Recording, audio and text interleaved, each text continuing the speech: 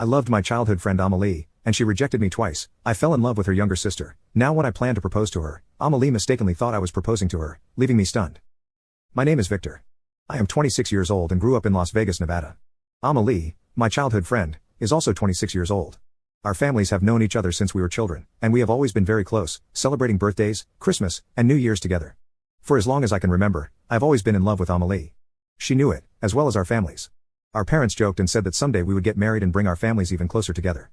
When we were 15 years old, I confessed my love to Amelie, but she rejected me. She told me she didn't want to ruin our great friendship and that perhaps in the future, we could try something. It broke my heart, but I accepted her decision. When we turned 18, about to enter university in Pasadena, I confessed my love to Amelie again, but again she told me no.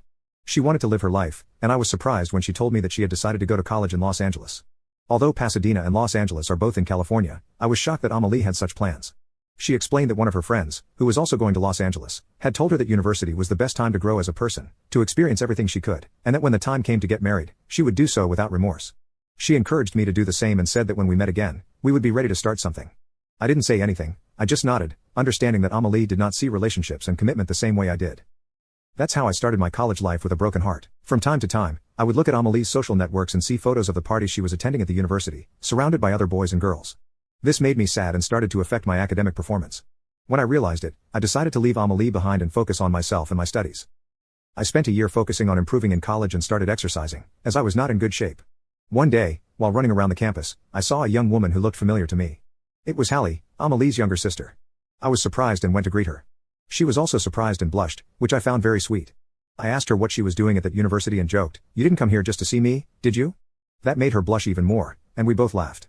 I remembered that when we were younger, Hallie and I barely talked, as I only had eyes for Amelie. Whenever Hallie and I were alone, she found an excuse to leave. I asked her if she wanted me to show her the campus. A little nervous, she said yes. That's how our university years went by, and I got to know Hallie better. I was surprised to see how much we had in common, and over time, I realized that I liked her. I loved the way she looked at me, and I convinced her to exercise with me. Unlike Amelie, Hallie had always been thinner, and I was amazed at the incredible transformation she underwent. 2 years later, we decided to start dating because I had fallen in love with her, and Hallie confessed that she had always had feelings for me. However, she knew I only had eyes for Amelie and didn't want to interfere with my love for her sister. Knowing that Hallie was that kind of woman made me love her even more. By the time I graduated, I decided to stay in Pasadena, look for a job, and find an apartment while I waited for Hallie to finish her senior year of college. During the years we were in college, Hallie and I would come home in the summer and spend time together, but Amelie never returned. She said she was too focused on her studies. Hallie and I decided not to tell our parents about our relationship because we knew they could meddle a little. We planned to tell them later. By the time Hallie graduated, I already had a job where I felt happy. Since Hallie had studied the same as I did, she was able to join the same company but in another department. In case you're wondering, we both studied systems engineering. It took 2 years for Hallie and me to focus on our relationship and work. I had prepared a surprise for Hallie. I wanted to propose marriage in front of our families, so I took 2 days off work to go to my parents' house, where both families would meet over the weekend. I wanted to surprise her then. On Thursday, I mentioned to Hallie that I had to go to my parents' house for something not very important and told her she could join me on Saturday. She was a little confused, but she said it was fine. When I arrived at my parents' house, they welcomed me warmly, as did my sisters. My mother then told me, "Look who's here." When I turned towards the living room, I saw Amelie. She got up quickly to greet me and tried to kiss me on the cheek, but I turned away. She was confused, and my mother told me, "Son, get ready because in the evening we will all meet for dinner."